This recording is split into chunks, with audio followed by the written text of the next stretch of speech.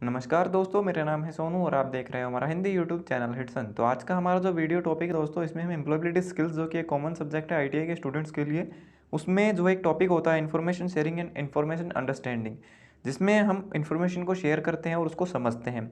इस टॉपिक से आपको रीजनिंग जैसे सवाल देखने को मिलेंगे। रीजनिंग में क्या होता है दोस्तों, जो कैंडिडेट होता है, जैसे कॉम्पिटेटिव एग्जाम्स में जब एग्जाम होता है तो रीजनिंग के कुछ सवाल आते हैं जिसमें ये देखा जाता है कि कैंडिडेट की जो मेंटल हेल्थ है वो कैसी है, दिमागी तौर से वो कितना मजबूत है, कैसे वो चीज़ों को समझ सकता है।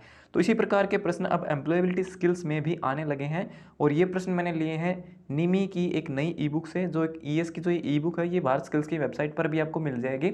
इसके अलावा इसका जो लिंक है वो मैं आपको वीडियो के डिस्क्रिप्शन में भी प्रोवाइड कर दूंगा, वहाँ से भी आप इसको डाउनलोड कर सकते हो बड़ी आसानी से। तो चलिए स्टार्ट करते हैं वीडियो को बिना ज़्यादा समय लिए। सबसे पहला प्रश्न है, I help in designing and building houses. मैं घरों को डिज़ाइन करने में और उनको बनाने में सहायता करता हूँ। मैं क्या हूँ? मैं एक फिटर हूँ, मैं एक आर्किटेक्चरल असिस्टेंट हूँ। तो इस प्रश्न का सही उत्तर होगा ऑप्शन बी। जो घर बनाते हैं, यानी कि जो घर बनाने का जो डिज़ाइन तैयार करते हैं, घर का नक्शा तैयार करते हैं, वो कौन होता है? वो आर्किटेक्चरल होता है। तो ऑप्शन जो बी है यहाँ पे आपका सही है, ये घरों को डिज़ाइन करते हैं। दूसरा प्रश्न है, I work with wood designing doors and windows, I am a dash. तो मैं क्या करता हूँ? मैं लकड़ी की मदद से दरवाजे और खिड़कियाँ बनाता हूँ, उनको डिज़ाइन करता हूँ। तो मैं कौन हूँ? तो दरवाजे और खिड़कियां बनाने का काम कौन करता है? कारपेंटर करता है। तो इस प्रश्न का सही उत्तर है ऑप्शन बी। तीसरा प्रश्न है, I am a rubber technician, I work in industry that manufacture. तो मैं क्या हूँ? मैं एक रबर टेक्नीशियन, यानी कि जो रबड़ से बनने वाले उत्पाद होते हैं उनका एक टेक्नीशियन हूँ। तो रबड़ के बारे में मैं कुछ जानता हूँ। तो मैं किस प्रकार की कंपनी में मुझे काम मिल सकता है? मेडिसिन कंपनी में, टायर की कंपनी में। तो ऑप्शन जो बी है यहाँ पे आपका सही है, क्योंकि जो टायर हैं वो रबड़ के बने होते हैं और टायर बनाने की कंपनी में जो है रबर टेक्नीशियंस की रिक्वायरमेंट रहती है। तो तीसरे प्रश्न का ऑप्शन जो बी है यहाँ पे आपका सही है। चौथा प्रश्न है, I am a plastic processing operator, I work with dash. तो मैं क्या हूँ? मैं एक प्लास्टिक प्रोसेसिंग ऑपरेटर हूँ।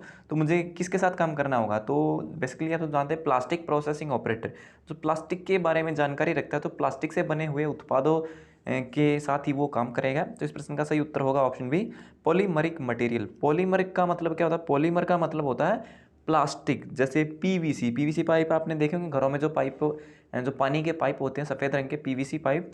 तो पीवीसी की फुल फॉर्म क्या है? पीवीसी की फुल फॉर्म होती है पोली पॉलीविनाइल क्लोराइड पाइप। ठीक है। तो पोली शब्द जिनके अंदर आ जाए, समझ लीजिए वो प्लास्टिक का एक उत्पाद है, पोली शब्द। ठीक है। जैसे पॉलीथीन, प्लास्टिक के बैग, जो दुकान पे जब सामान लेके आते हैं, जो पॉलीथीन होती है ना, वो क्या होता है? वो पोली शब्द लिखा होता है। पोली का मतलब होता है प्लास्टिक। तो पोली शब्द जहाँ भी देखने को मिले वो एक प्लास्टिक की कैटेगरी का एक शब्द है। तो इस प्रश्न का सही उत्तर है ऑप्शन बी। पांचवा प्रश्न है, the instructor advised the trainees that they should wear there shoes compulsory inside the workshop. तो जो इंस्ट्रक्टर था उन्होंने सलाह दी ट्रेनीज को, यानी कि विद्यार्थियों को, कि वो जूते पहन लें, क्योंकि ये कंपलसरी है वर्कशॉप के अंदर। कंपलसरी का मतलब क्या होता है? कंपलसरी का मतलब होता है कि वो बहुत ज़रूरी है, उसके बिना काम नहीं चलेगा। ठीक है। तो दिस सेंटेंस मीन, इस सेंटेंस का मतलब क्या? इस सेंटेंस का मतलब है कि बिना जूते पहने आप वर्कशॉप में एंटर नहीं कर सकते हो, जूते पहनने बहुत ज़रूरी हैं। तो ऑप्शन दिए गए हैं, ऑप्शन ए है, trainee can not enter the workshop if they not wear shoes. तो ऑप्शन ए ही यहाँ पे आपका सही है। ट्रेनीज वर्कशॉप में एंटर नहीं कर सकते हो जब तक कि वो जूते ना पहन लें। छठा प्रश्न है, maintaining tools in good condition is the duty of every worker, this sentence mean. इसने कहा है कि मेंटेनिंग टूल्स, जो टूल्स होते हैं उनको अच्छे से मेंटेन करना और उनको अच्छी कंडीशन में बनाए रखना हर एक कर्मचारी की, हर एक वर्कर की ड्यूटी है, उसको ये काम करना ही होगा। इस सेंटेंस का मतलब क्या है? ऑप्शन ए है, worker need to keep their tools with them wherever they go. तो ये गलत होगा, क्योंकि इसने लिखा है कि वर्कर को अपने टूल अपने साथ रखने होंगे वो जहाँ भी जाता है, तो इसका ये मतलब नहीं है। ऑप्शन बी है, tool must be well taken care. तो ऑप्शन जो बी है यहाँ पे आपका बिल्कुल सही होगा। टूल जो हैं उनका अच्छे से ध्यान रखना चाहिए। तो ऑप्शन बी आपका सही है। सातवां प्रश्न है, apprenticeship exposes learners to real life situation they can encounter in industries later, this sentence mean. इस सेंटेंस का मतलब क्या है? इसने कहा है कि जो अप्रेंटिसशिप होती है वो क्या करती है, जो लर्नर्स हो, जो सीखने वाले होते हैं, उनको रियल लाइफ सिचुएशन, यानी कि जीवन में जब वो काम करेंगे किसी फैक्ट्री में, किसी इंडस्ट्री में, तो रियल लाइफ में उनको जिन सिचुएशंस का सामना करना पड़ेगा उनके बारे में सिखाती है अप्रेंटिसशिप। तो ये इस लाइन का मतलब है। तो सेंटेंस के अनुसार जो ऑप्शन दिए गए उनमें देखते हैं कि सेम मतलब किसका निकलता है। ऑप्शन ए है, apprenticeship teach theoretical aspect clearly, नहीं ये थ्योरेटिकल नहीं बल्कि प्रैक्टिकल सिखाती है। ऑप्शन बी है you can learn more practical aspects when you are in apprenticeship. तो इस प्रश्न का सही उत्तर होगा ऑप्शन बी, आप ज़्यादा से ज़्यादा प्रैक्टिकल सीख सकते हो जब आप अप्रेंटिस पे होते हो। आठवां प्रश्न है find the odd one out in the list. तो यहाँ पे कुछ ऑप्शन दिए गए जिनमें से हमें विपरीत शब्द ढूंढना है, यानी कि अलग शब्द कौन सा है। तो ऑप्शन ए है keyboard, option B CPU, monitor और चार्जर। तो ऊपर के तीनों शब्द कंप्यूटर से संबंधित हैं। इसके अलावा चार्जर जो होगा कंप्यूटर से नहीं, वो एक इलेक्ट्रॉनिक डिवाइस है, ठीक है, वो किसी चीज़ को चार्ज करता है, लेकिन कंप्यूटर में चार्जर की कहीं पर भी ज़रूरत नहीं होती है। तो ऑप्शन डी आपका सही है। नौवां प्रश्न है find the odd one out of the list. तो इस लिस्ट में विपरीत शब्द, फिर से अलग शब्द ढूंढना है। हेलमेट, ग्लो, वर्निश या फिर गोगल्स। तो हेलमेट क्या होता है, सिर की सुरक्षा के लिए पहनते हैं। ग्लोव यानी कि दस्ताने हाथों की सुरक्षा के लिए पहने हैं। लेकिन वर्निश क्या आता है, वर्निश आपने देखा होगा जो लोहे के जो धातु होती है, लोहे के जो मेटल के बने हुए कुछ भी अलमारी है, कुछ भी चीज़ है, तो उस पर पेंट जब हम करते हैं तो पेंट से पहले हम उस पर वर्निश करते हैं। जैसे वर्निश पॉलिश होता है ना, तो जो उसके ऊपर परत चढ़ाने के लिए हम वर्निश का यूज़ करते हैं। तो ये केमिकल होता है, ठीक है। इसके अलावा बाकी की जो तीन चीज़ें हैं, हेलमेट, ग्लोव और गोगल्स, गोगल्स का मतलब वो चश्मे, ये सब हमारे पीपीई यानी कि पर्सनल प्रोटेक्टिव इक्विपमेंट है, उपकरण है जो हमारे शरीर की सुरक्षा करते हैं। लेकिन वर्निश क्या है, एक केमिकल है। तो ऑप्शन सी आपका सही है, ये एक अलग शब्द है। 10वां प्रश्न है find the odd one out in the list. तो फिर से यहाँ पे एक विपरीत शब्द हमें ढूंढना है। SIM card, charger, display, hammer. तो ऑप्शन ऊपर के जो तीन ऑप्शन है, सिम कार्ड, चार्जर और डिस्प्ले, तीनों मोबाइल से संबंधित है, लेकिन जो हैमर यानी कि हथौड़ा है वो क्या है, वो एक टूल है, वो एक उपकरण है। तो ऑप्शन डी आपका सही है। 11वां प्रश्न है the phrase let us discuss is used for. तो ये जो लाइन है लेट्स डिस्कस, चलिए डिस्कस करते हैं, बातचीत करते हैं, तो इसका कहाँ पे यूज होता है। तो ऑप्शन दिए गए हैं diverting from the main topic, main topic से डाइवर्ट होना, अलग होना, तो गलत होगा। ऑप्शन बी अपोलोगाइजिंग, गलत। ऑप्शन सी है स्टार्टिंग ए डिस्कशन टॉपिक। तो किसी टॉपिक पर डिस्कशन शुरू करना इसका मतलब होता है, तो बिल्कुल यही बात है। किसी टॉपिक पर जब आप शुरू करना चाहते हैं कुछ बातचीत, तो आप क्या कहेंगे, लेट्स डिस्कस, चलिए डिस्कस करते हैं। तो ऑप्शन सी आपका सही है। 12वां प्रश्न है the phrase in my opinion is used for. तो यहाँ पे एक लाइन है इन माई ओपिनियन यानी कि मेरी राय में, इस लाइन का आप यूज़ कब कर सकते हो। तो ऑप्शन ए है diverting from the main topic, main topic से अलग होने के लिए। ऑप्शन बी है अपोलोगाइजिंग। ऑप्शन सी है एक्सप्रेसिंग पर्सनल व्यू, आप अपना खुद का व्यू रखते हो, यानी कि खुद की बात बताते हो, यानी कि आप जो सोचते हो उसके बारे में बताने के लिए आप इस लाइन का यूज़ करते हैं। तो ऑप्शन सी आपका बिल्कुल सही है, खुद का व्यू बताने के लिए कि मेरी राय में ये है, मुझे ऐसा लगता है। 13वां प्रश्न है the phrase that's true is used for. तो ये लाइन आप कब यूज़ करते हो, दैट्स ट्रू, हाँ वो सत्य है, बात है।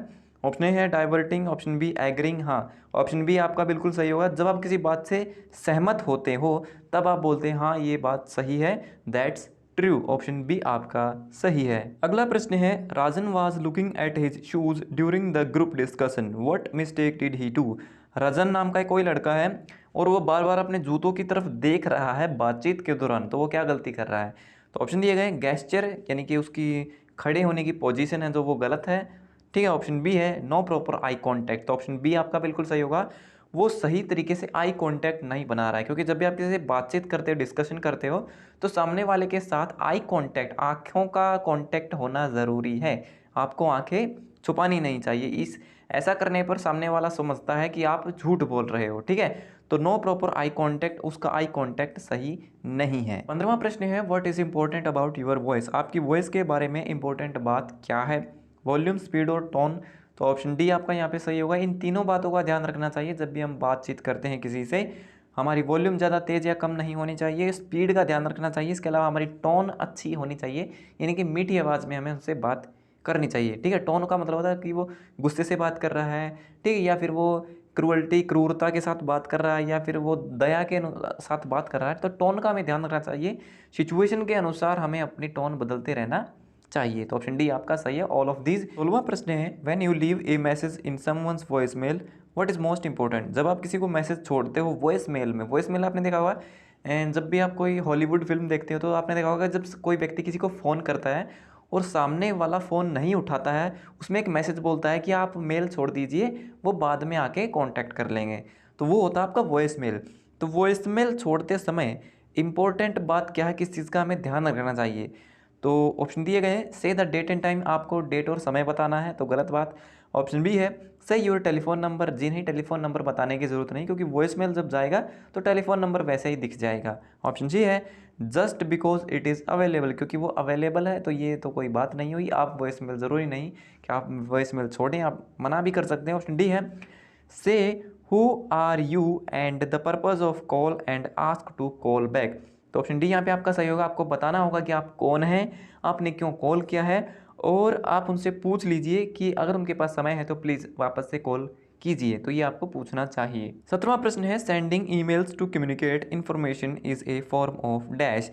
तो जब आप किसी को ईमेल भेजते हो और तो वो एक कम्युनिकेशन यानी कि एक बातचीत है, तो वो किस प्रकार की कम्युनिकेशन है। ऑप्शन दिए गए हैं स्पोकन, तो स्पोकन नहीं, स्पोकन का मतलब होता है जब आप किसी से बातचीत करते हो लेकिन वहाँ पे लिख करके बात की गई है। तो ऑप्शन बी है रिटन कम्युनिकेशन, वो एक लिखित संचार है। तो ऑप्शन बी यहाँ पे आपका सही होगा। ईमेल में क्या होता है, आप बातों को लिख करके भेजते हो तो वो क्या, वो एक लिखित संचार है। लेकिन व्हाट्सएप में क्या होता है, आप वॉइस मेल बोल करके मैसेज भेज देते हो व्हाट्सएप के अंदर, तो वो क्या है, वो एक स्पोकन कम्युनिकेशन है जो कि व्हाट्सएप में हो सकता है। लेकिन ईमेल में जो सिर्फ रिटन कम्युनिकेशन होता है, आपको लिख करके बातें भेजनी पड़ती हैं। 18वां प्रश्न है which of the following statement is true, कौन सी बात इनमें से सही है। ऑप्शन ए है using mother tongue to learn English can be helpful, तो ये बात बिल्कुल सही है। अगर आप इंग्लिश सीखना चाहते हैं और तो उसमें अगर आप अपनी मातृभाषा का यूज़ करते हैं, अपनी मातृभाषा के शब्दों को इंग्लिश में कन्वर्ट करने की कोशिश करते हैं, तो आप जल्दी इंग्लिश सीखते हैं। ऑप्शन बी है मदर टंग इंटरफेस, तो ये बात गलत है।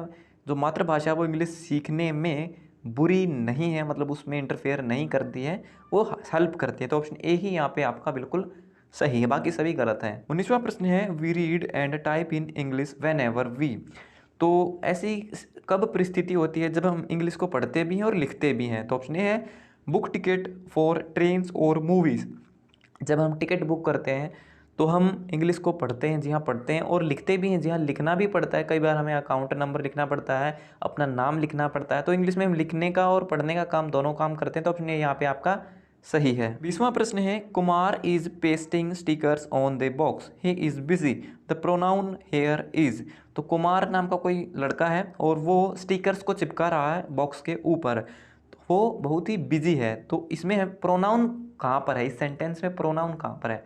तो प्रोनाउन क्या होते हैं, नाउन, जो नाउन होते हैं, नाउन के स्थान पर इस्तेमाल होने वाले जो शब्द होते हैं उन्हें प्रोनाउन कहते हैं। जैसे कि इस सेंटेंस के अंदर नाउन कौन है, नाउन है कुमार, संज्ञा। किसी व्यक्ति वस्तु स्थान के नाम को हम नाउन कहते हैं, तो जो सब्जेक्ट है वो है कुमार, वो एक नाउन है।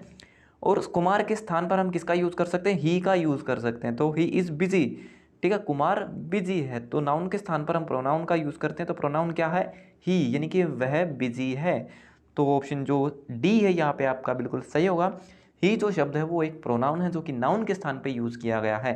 तो ये हो गए हमारे आज के सभी प्रश्न कंप्लीट। सो वीडियो देखने के लिए धन्यवाद दोस्तों। अगर आपका कोई सवाल है तो आप कमेंट बॉक्स में लिख करके पूछ सकते हो।